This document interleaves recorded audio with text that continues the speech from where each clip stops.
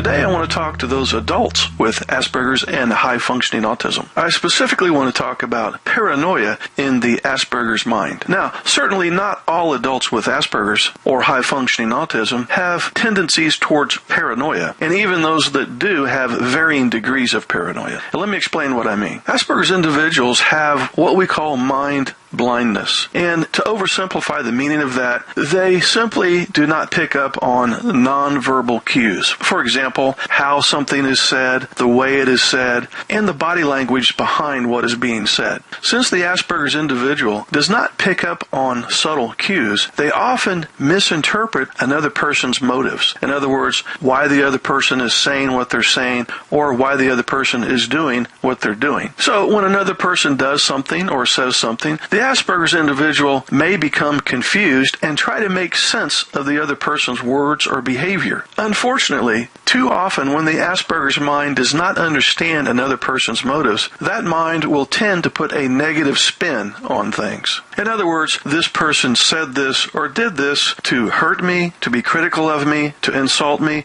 to put me down. But if the truth be known, in the vast majority of cases, the other individual who said something that was supposedly hurtful or critical didn't mean to be hurtful or critical at all. Then, all too often, the Asperger's individual, who is now making an assumption that the other person was trying to be harmful in some way, comes back with his own insults and criticisms as a way to defend himself based on perceived threats by the other individual. What can then happen in this case is the other person, whose intentions were of the best initially, now feels attacked, an unprovoked attack, and reacts with true criticism, sarcasm, or put-downs. Now the other person's behavior is not well-intentioned. He feels like he's on the receiving end of an unprovoked attack, and defending himself initiates a counterattack, which in turn affirms in the Asperger's mind that the other individual was out to get him from the start.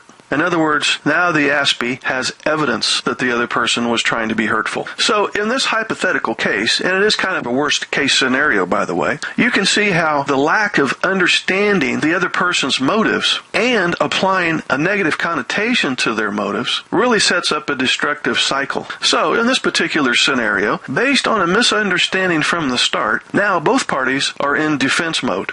So, to summarize, the progression of things goes something like this. The other individual says something or does something that is confusing to the Asperger's individual because he didn't pick up on the true meaning behind what was being said. Then, out of a sense of confusion and misinterpretation, the Asperger's mind puts a negative spin on the other person's motives. Then, the Aspie may react based on a perceived threat, which in turn may incite the other individual to say things or do things that confirm the Asperger's mind's suspicion that that person had harmful ulterior motives to begin with.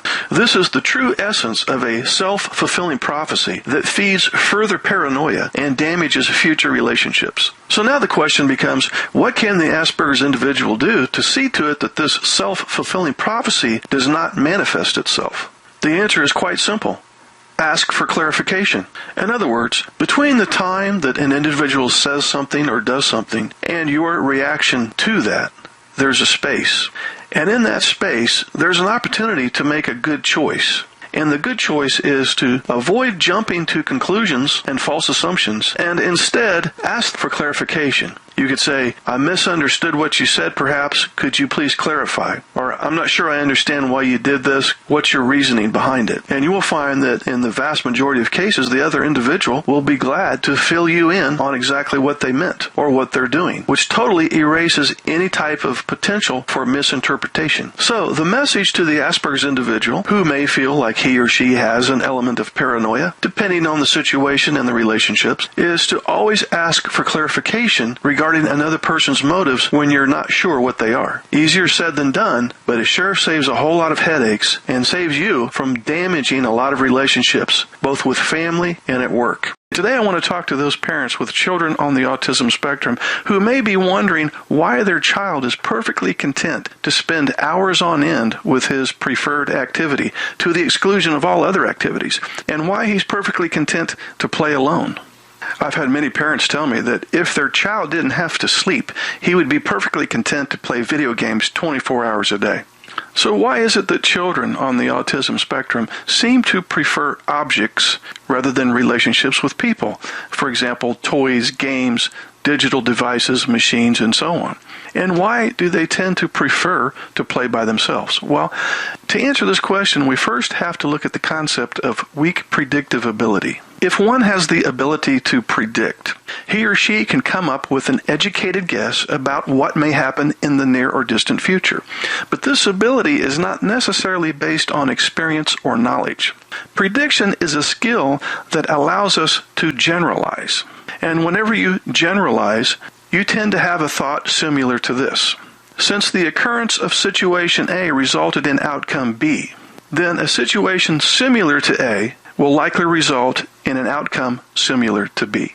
For example, after observing enough moving objects, a child can understand momentum and, through generalizing, predict the position of a moving target in the near future. Likewise, after seeing enough human faces, a child can generalize or predict that human faces all have similar parts.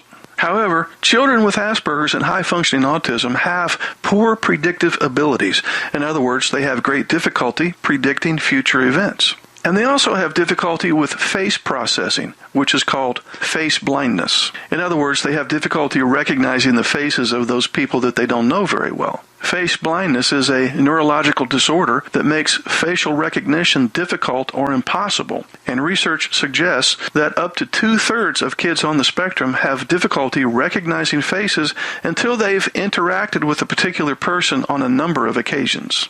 Weak predictive ability can also contribute to the Asperger's child's sometimes dangerous behaviors, since he can't fully predict serious consequences of certain actions. For example, running his head into the wall, running out into a busy street, wandering off alone, and so on. In addition, poor prediction of bodily movements and the sensory consequences of such movements can contribute to the child's weak sense of body boundary.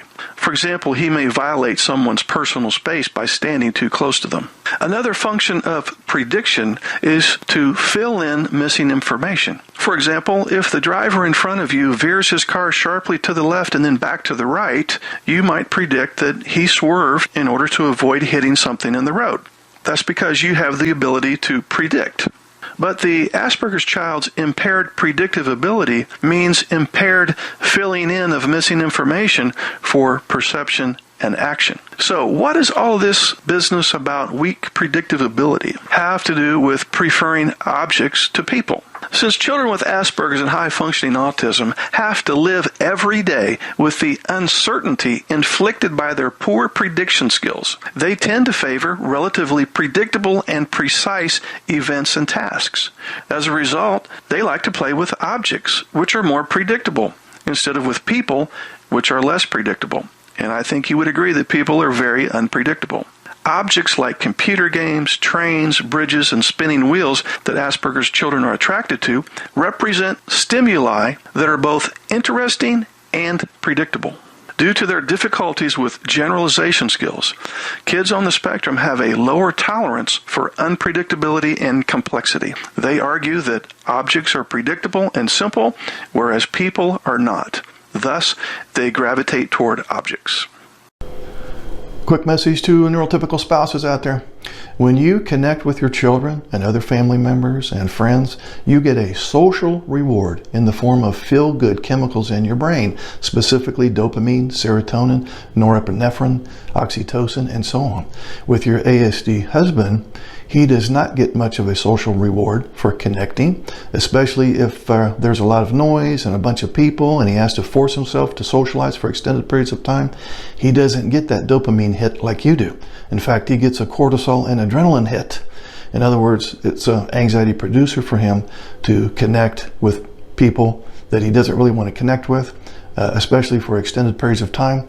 So in summary, you get a huge social reward in the form of feel-good brain chemicals when you socialize and connect. He gets a huge stress response in the form of fight or flight chemicals when he tries to connect sometimes. Hey guys, this is Mark. Click on the join button underneath any of my videos, then click on members only videos, and then click on join. And for $9.99 a month, you'll have access to members only videos, which are excerpts from previous workshops I've conducted for NT partners, ASD partners, and the neurodiverse couple. New videos will be uploaded weekly.